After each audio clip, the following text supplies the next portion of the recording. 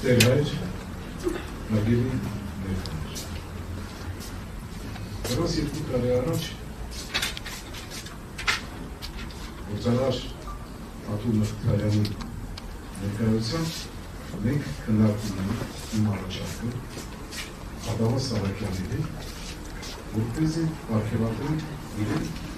Տիգրան մշակութային միության կազմակերպության, որ կազմեց երկրների արժանանքները, բարձրագույն պարգևում Ադամանդապուր Արարատ իշխաններ։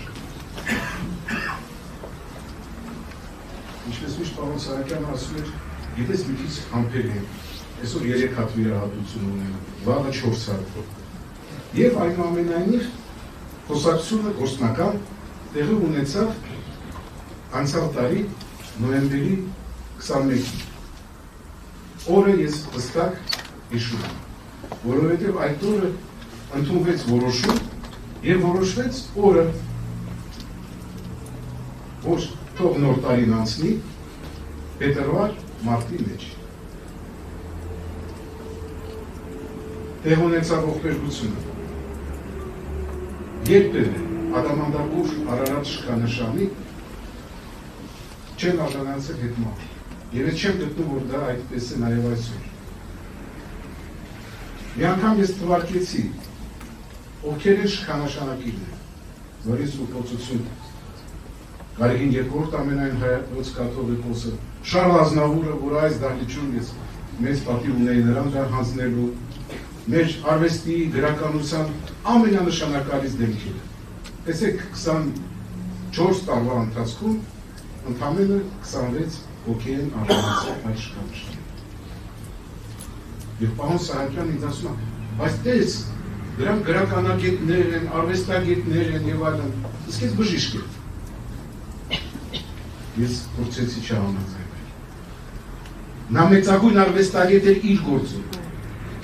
Ցանկացած վիրահատություն, որ նա իրականացնում էր, դա արվեստ էր։ Նա պլաստիկ վիրաբուժության մշակույթը բերեց Հայաստան։ Մշակույթը։ Եվ այդ իսկ առումով խիստ հիմնավորված էր արժանացնել նրան այդ պատվով շքանշանին։ Եվ վերջում, գիտեք, չինացիները մի առակ ունեն, որը տարբեր ժողովուրդներ, տարբեր ազգեր, տարբեր անձինք, տարբեր ձևով են մեկնաբանում եւ ներկայացնում։ Մոտիկները չեն մահանում։ Ուղղակի նրանք մեր կողքը չեն։ Նրանք մեր մեջ են։ Եվ Արտավազ Սահակյանը մեզնից յուրաքանչյուրի մեջ է, մեր ժողովրդի մեջ է։ Շնորհակալություն։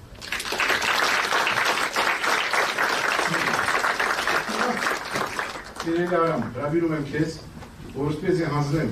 շքանշանը եւ համապատասխան գիրը։ Դու շարունակողն ես